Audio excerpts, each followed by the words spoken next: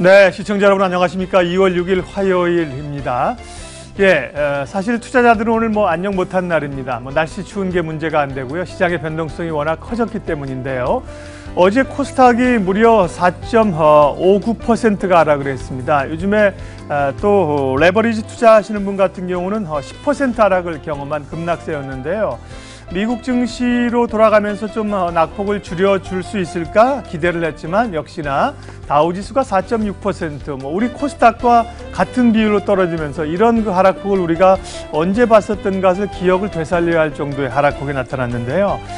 전문가들 얘기는 과거의 미증시도 그렇고 이렇게 큰 폭의 조정을 겪지 않았기 때문에 투자자들이 느끼는 심리적인 조정폭은 이거보다 훨씬 더 크게 느껴질 거라고 생각을 하는데요. 소위 이제 패닉이라는 얘기, 공포라는 얘기가 나왔고 투매라는 얘기가 나왔습니다. 과연 미국 증시는 그럴 만한 이유들을 가지고 떨어지는 것인가? 그 심리적 불안감의 기저에는 뭐가 있는지 분석을 좀 해봐야 되겠고요.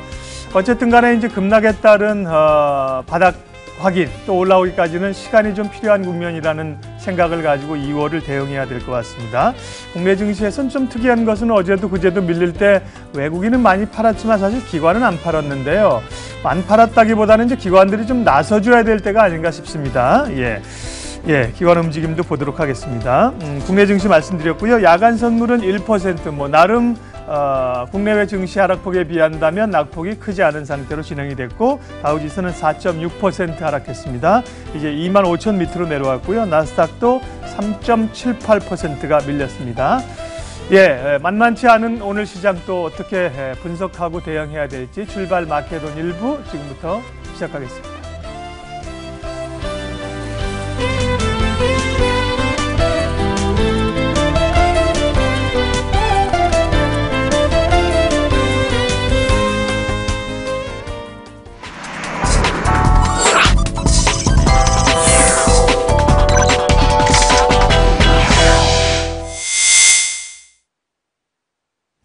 변동성이 커진 시장, 과연 또 오늘은 얼마나 우리 시장이 충격을 받을 것인가, 가지고 있는 주식들을 어떻게 해야 될까 고민들이 많으실 텐데요. 장영혁의 마켓 시그널, 한국투자증권 이프렌드예요. 장영혁 팀장님과 말씀 나누겠습니다. 어서 오십시오, 팀장님. 네, 안녕하세요.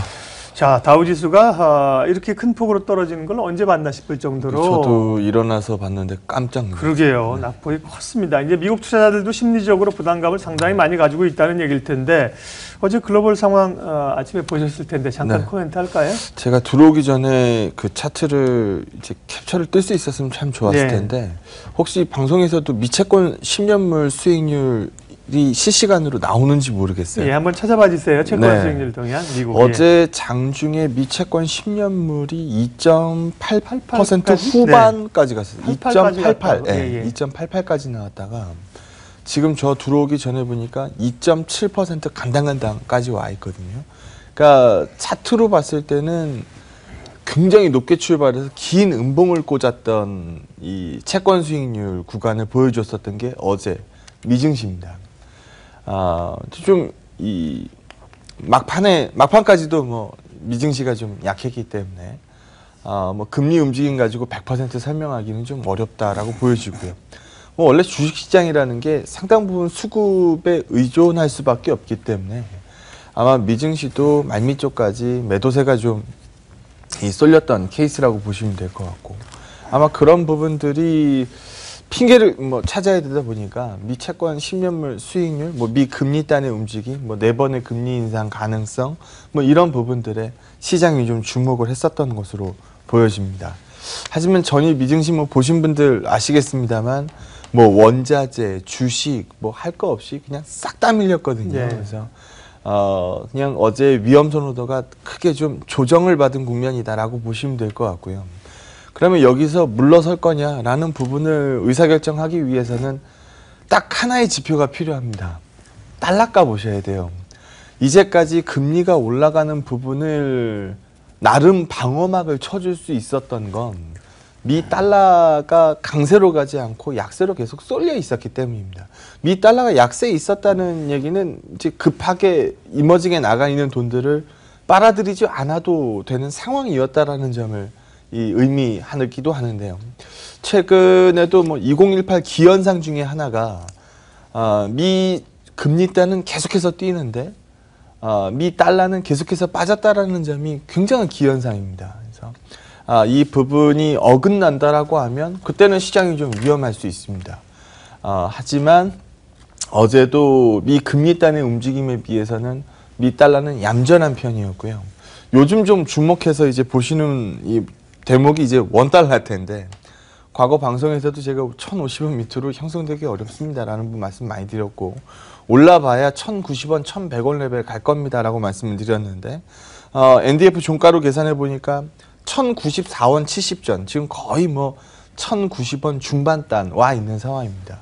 이 레벨 위로 세게 올라서는 원화 약세 추가적으로 발생되면 그때 시장 어려워지는 거 맞죠. 그래서 그런 부분들이 현실화되는지 여부 지켜봐야 되는 대목이지, 전일 미증시 4% 부러졌으니까 우리 내려가서 그냥 무조건 팔고 시작한다, 이게 뭐 올바른 답이라고 판단하진 않습니다. 네, 첫 페이지 먼저 한번 보시면은요, 오늘 시장에서 제가 주로 말씀드리고 싶은 부분은 이 부분인데요. 저는 과거에 코스닥 150 레버리지를 빼면서 제가 편출하고 나서 빠졌다가 그 다음 주 좀 올랐다가 다시 밀렸다가 이번 주 아주 급락세를 보이고 있는 거죠. 그러니까 제가 최고가에 뺄 자신은 없어도 추가적으로 끌어당길 만한 모멘텀이 떨어졌다라고 봤고, 재진입 시점은 셀트리온이 편출되는 시점 이후에 보겠습니다라고 말씀을 드렸었는데요. 지금 셀트리온, 코스닥 같은 경우에는 뭐 조정을 좀 기다리고 있었던 상황이고 제대로 된 조정이 없었으니까, 거래소 같은 경우에는 제가 과도하게 밀렸습니다라는 부분의 의견을 말씀을 드리고 있습니다. 그 중심에는 삼성전자가 있어요. 시장 중앙값이기 때문에. 어제도 외국인 매도 4,500억 중에 3,000억은 삼성전자에 쏠렸습니다. 평소보다 삼성전자 포커스가 그나마 좀 떨어졌어요. 비중으로 보면. 네, 비중. 예. 한때는 뭐 93%, 뭐 삼성전자만 팔았네라는 얘기가 뭐 절로 나올 정도였는데요. 그 말은 사실 어제 삼성전자를 안 팔았다기보다 다른 주식을 그럼 다른 주식을 좀 더 팔았다라는 맞습니다. 의미죠. 그러니까 어제 상승수가 급감을 해버리잖아요. 그러니까 매도의 확산을 경계하면서 보는 입장이었는데 그 부분이 실제로 시장에 발생이 됐죠. 근데 오늘 주목해서 좀 말씀드리고 싶은 부분은 삼성전자예요. 어제 삼성전자가 이재용 부회장이 근 1년여 만에 집행유예로 집행유예 석방이 됐는데요.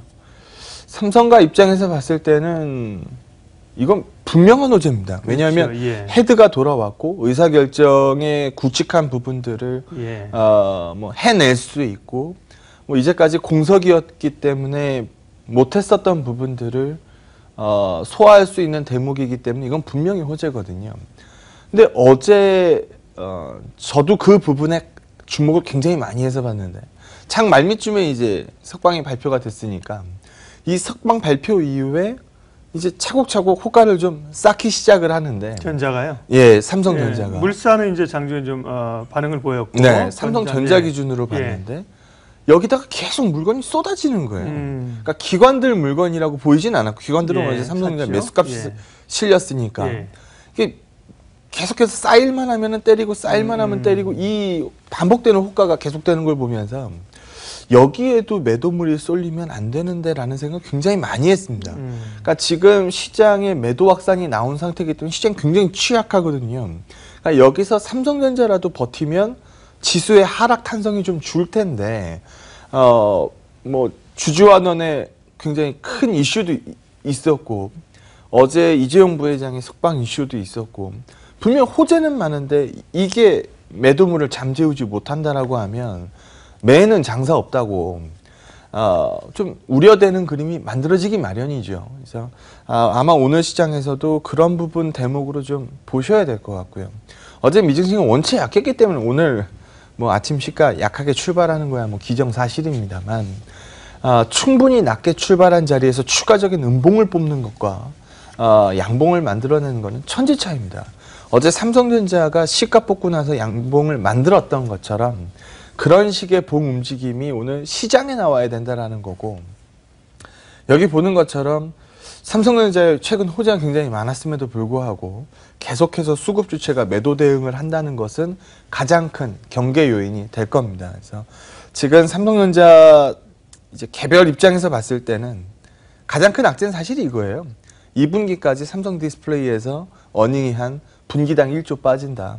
그럼 1조 빠지는 거 지금 충분히 녹였다라고 판단되는데 추가적으로 외국인의 수급이 어떻게 움직이는지 여기 보는 것처럼 과도하게 이탈 예상하는 거 끝났어. 시장이 끝났어. 라고 읽는 게 물론 뭐 요즘 비트코인 가격도 많이 빠졌고 그러니까 위험 선호도가 많이 옅어지면서 이제 심지에 조정이 나온 건 맞지만 끝났어라는 확신을 줄 만한 가장 큰 트리거는 달러에서 나올 텐데 아직 달러 쪽에서는 움직임이 없었고 미 채권 수익률로 본 미 금리는 어제 장중 피크아웃 되는 그림이 상당 부분 있었고 유가가 만들어낸 인플레이션 때문에 다소 금리가 자극을 받았다라고 한다면 그 금리단에서 이 오랜 기간 머무를 가능성도 그다지 없고 미국의 롱텀 이 금리단 예측을 3%로 하고 있는 상황에서 2.88% 10년물 수익률 구간이면 상당 부분 금리 상단치에 접근하지 않았나. 만약에 시장의 반응이 정말 시장에서 분석한 것처럼 금리 텐트럼이라고 한다면 상당 부분 텐트럼 후반부 쪽에 오고 있는 거 아닌가. 전일 미증시 많이 빠졌습니다만 그 부분에 매도 시그널을 똑같은 폭으로 실어내기에는 우리의 선조정 폭이 상당히 컸다라는 의견 말씀드리도록 하겠습니다. 예. 말씀드린 것처럼 어제 코스닥의 하락폭, 다우의 하락폭은 정말 깜짝 놀랄 정도 충격적이었는데 사실 이전에 그런 이 충격이나 패닉이 이 투자를 오래 하신 분들은 겪었죠. 예, 그쵸, 겪었는데 예. 지금 생각하면 이제 그때 어떻게 했는지가 또 머릿속이 하얀 겁니다. 당장 예를 들면 당장 있었던 브렉시트라든지 물론 똑같은 양상은 아닙니다만 네. 급락했던 상황들이 어떻게 했었는가 이제 복기를 해보면서 대응을 해봐야 될 상황인데 어쨌든간에 함께 매도에 동참하면서 이렇게 갈 것은 아니고 생각을 좀 해볼 필요가 있다고 하는데 예, 대응은 그럼 어떻게 해야 될까요? 어제 야간 선물 1% 빠졌죠. 예. 미증시가 4% 빠졌고요. 그러게요. 전일 우리 증시가 선조정을 받았고 지난 금요일도 우리가 선조정을 네. 크게 받았고 지난주 우리 코스피 기준으로 한 3% 정도 내뱉었었던 상황이니까 우리가 지금 고점 대비해서 한 5% 정도 후퇴한 예. 모양입니다. 오늘 하락폭까지 합치면은 글쎄요, 한 7%? 예, 이 정도 아침에 찍을 걸로 보여지네요. 그래서 최근에 이 증시에서 조정이 있었던 부분들을 가만히 좀 살펴보니까 평균적으로 한 8%, 9% 정도 수준에서 예. 조정이 마무리된 경우가 굉장히 많았더라고요. 짧게는 한 열흘 정도에서 길게는 20일 넘게 조정을 보였던 경우들이 있는데 문제는 지금 겁나는 이유는 짧은 기간 동안에 확 빠지니까 이제 그거 가지고 이제 시장에서 겁이 좀 많이 나는 케이스인 것 같습니다. 하지만 전 기본으로 좀 돌아가서 읽을 필요가 있다라고 보는데요. 우리가 상당 부분의 학습 효과를 최근에 받았던 것들을 한번 기억해 보시면 항상 지나고 나서는 그 얘기들을 했었던 것 같아요. 살걸. 그때 살걸. 지금도 어떻게 보면 큰 대목에서 달러가 이제 크게 강세로 흘러가지 않는 이상 여기서 위험 선호도가 추가적으로 크게 흔들리지 않을 거다라고 보는 이유들을 말씀을 좀 드리려고 합니다. 여기 페이지 한번 보시면은요. 비농업 취업자 수가 17만 가이드를 뛰어넘어서 20만을 뽑았어요. 그럼 제가 한번 여쭤볼게요. 이게 악재인가요? 어제죠. 이거는 악재 아니 유동성에 포커스를 맞춰서 보면 이거는 악재가 될 수 있죠. 하지만 경기적인 측면으로 보게 되면 이건 분명히 호재입니다. 네. 뭘 벌어야 쓸 거 아니에요. 어제 아침 방송에서도 얘기를 했었던 부분인데 정말 시장이 겁내고 있는 건 이거예요.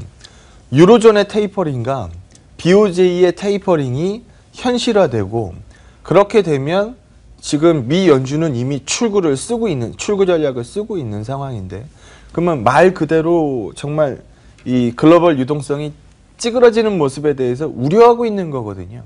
그런 부분들이 나오면 생각보다 빨리 올라가는 금리는 악재로 읽을 수가 있죠. 하지만 우리가 작년서부터 올해 1월 달까지만 해도 2월 달 들어서기 전 1월 달까지만 해도 금리 올라가는 거 경기 호조의 산물이라고 시장에서 읽었습니다. 그러면 여기서 경제 지표가 갑자기 찌그러져 가지고 금리 인상 못할 것 같아요 라고 얘기가 나오면 그게 과연 호재가 될까요? 그건 더 큰 악재가 될 겁니다, 아마. 그래서 지금 단에서는 경제지표 무조건 잘 나오는 게 맞아요. 잘 나와야 시장에서 그나마 이 지수라도 뭐 지켜낼 수 있는 거고요. 그래서 이 부분에 가장 크게 영향을 미쳤던 거는 어제 아침 방송에서도 잠깐 말씀드렸던 것처럼 임금 상승률이 세게 나왔다. 여기 보는 것처럼 어느 정도의 레벨단을 뛰어넘는 임금 상승률이 잡혔다. 그럼 과연 이게 악재냐? 이건 유동성 측면에서 읽는 시장이 아니기 때문에 우리가 경기호조로 읽는 시장에서는 이건 분명히 악재가 되지 않을 거다. 그런 모습이라면 여기 보는 것처럼 이 10년물 금리는 뛰고 달러는 빠지는 엄청난 기현상. 그렇죠. 지금 2018년도 들어서 모습을 한번 보여드린 거고 그 이전 모습을 보게 되면 동행하는 게 맞아요. 그것도 글로벌 넘버원 키커런시 달러의 금리와 환율이 역으로 간다는 거는 이건 시장 입장에서 봤을 때는 굉장히 골치 아픈 일입니다. 그러니까 말단 통화는 역으로 갈 수도 있어요. 뭐 힘의 논리에 의해서. 근데 지금 넘버원 값이 이렇게 움직이는 거는 굉장히 어려운 문제죠.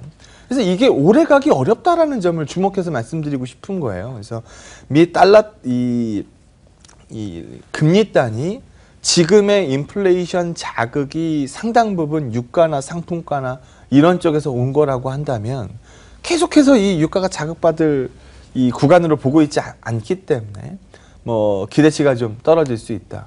그러면 뭐 롱텀 금리 3% 찍는 상황에 상당 부분 근접해 있으면 머리를 숙이는 것도 일반적인 예측이 될 수 있고 달러 무한히 약해질 수 있는 환 레벨은 아니죠. 그래서 분명히 돌아설 텐데 돌아서는 이 구간이 좀 원만하게 돌아설 가능성이 높죠. 어느 날 갑자기 트럼프 대통령이 나 갑자기 강달러가 너무 하고 싶어졌어요. 지난번에 한 번 던지고 나서 후속타 한 번도 없는 상황인데 그런 얘기를 밀고 나갈 가능성이 거의 없다라고 보시면 되니까요. 그래서 우리가 1,100원 정도의 원달러 환율을 마디목으로 보는 것처럼 지금 미 달러 인덱스가 뭐 95p, 100p 넘어서 뭐 과거처럼 뭐 이 위에서 놀 가능성 거의 없다라고 보시면 될 것 같습니다. 그래서 상당 부분 역으로 벌어져 있는 이 기현상을 이게 오래 지속된다라고 보기 어렵기 때문에 말 그대로 지금 텐트럼, 말 그대로 발작인데 발작이라는 거는